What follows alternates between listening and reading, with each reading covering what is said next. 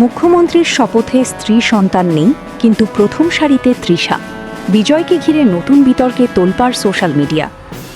দক্ষিণ ভারতের জনপ্রিয় অভিনেতা ও তামিলাগা ভেট্রি কাজগম টিভিকে দলের প্রধান বিজয় থালাপতি আনুষ্ঠানিকভাবে ভারতের তামিলনাড়ু রাজ্যের নতুন মুখ্যমন্ত্রী হিসেবে শপথ নিয়েছেন। রোববার চেন্নাইয়ের জওহরলাল নেহেরু ইনডোর স্টেডিয়ামে আয়োজিত জমকালো অনুষ্ঠানে তিনি শপথ গ্রহণ করেন। রাজনৈতিক অঙ্গনের পাশাপাশি শোবিজ দুনিয়াতেও এই আয়োজন নিয়ে ব্যাপক আগ্রহ দেখা যায়। তবে শপথ গ্রহণ অনুষ্ঠান ঘিরে সবচেয়ে বেশি আলোচনা তৈরি হয়েছে বিজয়ের পরিবার ও অভিনেত্রী তৃষা কৃষ্ণানকে কেন্দ্র করে। অনুষ্ঠানে বিজয়ের স্ত্রী সঙ্গীতা স্বর্ণালিঙ্গম এবং তাদের দুই সন্তান জেসন ও দিব্যাকে দেখা যায়নি। পরিবারের সদস্যদের অনুপস্থিতি অনেকের মনে প্রশ্ন তৈরি করেছে।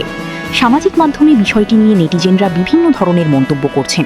কেউ বলছেন এটি সম্পূর্ণ ব্যক্তিগত সিদ্ধান্ত, আবার কেউ এর পেছনে অন্য কোনো কারণ খুঁজছেন। অন্যদিকে অনুষ্ঠানে প্রথম সারিতে উপস্থিত ছিলেন তৃষা কৃষ্ণান। নীল কাঞ্জিভরম শাড়ি ও জুঁই ফুলের মালায় ঐতিহ্যবাহী সাজে তাকে বেশ উজ্জ্বল দেখাচ্ছিল।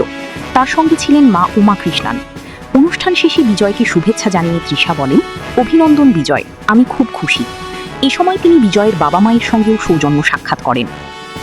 তৃষার উপস্থিতি এবং বিজয়ের পরিবারের অনুপস্থিতি ঘিরে ইতোমধ্যেই সামাজিক মাধ্যমে নানা জল্পনা কল্পনা শুরু হয়েছে। যদিও এই বিষয়ে বিজয় বা তার পরিবারের পক্ষ থেকে এখনও কোনো আনুষ্ঠানিক বক্তব্য দেওয়া হয়নি, ফলে বিষয়টি নিয়ে কৌতূহল আরও বেড়েছে ভক্তদের মধ্যে।